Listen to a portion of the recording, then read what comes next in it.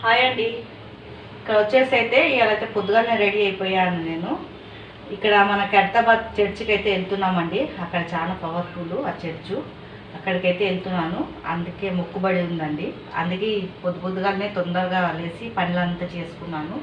వంట కూడా కంప్లీట్ అయిపోయింది. వచ్చే వరకు లేట్ అవుతుందని మొత్తం చేసేసి అయితే వెళ్తున్నానండి. ఇది ఇక్కడైతే ఏం చేశానో చూపిస్తానండి. ఇది రాజ్మా శనగల కూర అయితే చేశానండి. ఇక్కడైతే అన్నం అయితే వండేసాను, వైట్ రైస్. మళ్ళీ వచ్చే వరకు అయితే టైం పడుతుంది కదా, అందుకే అన్నీ వండేసి అయితే పోతాను. మెల్లగా అయితే వస్తాం. మేము అందరం వెళ్తున్నామండి.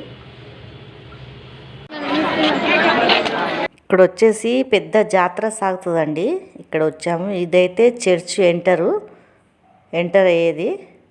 చూడండి, చాలా పబ్లిక్ ఉంటుందండి. ఇక్కడేమో ఫుల్గా వాన పడుతుంది. మేమైతే దేవునికి దర్శనం అయితే చేసుకున్నాము. ఇక్కడ లోపట వచ్చామండి. ఇది చాలా పవర్ఫుల్ చర్చ్. ఇక్కడ మేరీ మాత ఉంటుంది. ఇక్కడైతే దర్శనం అయితే చేసుకున్నాము కొబ్బరికాయ కొట్టి.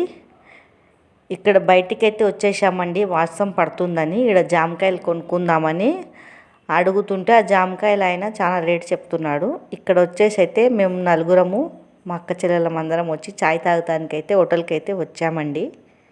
ఇక్కడ మిర్చీలు అయితే తీసుకున్నాము చాయ్ తాగుదామని. తర్వాత ఇక్కడ వచ్చేసేమో గణేశుని పండుగ కాడ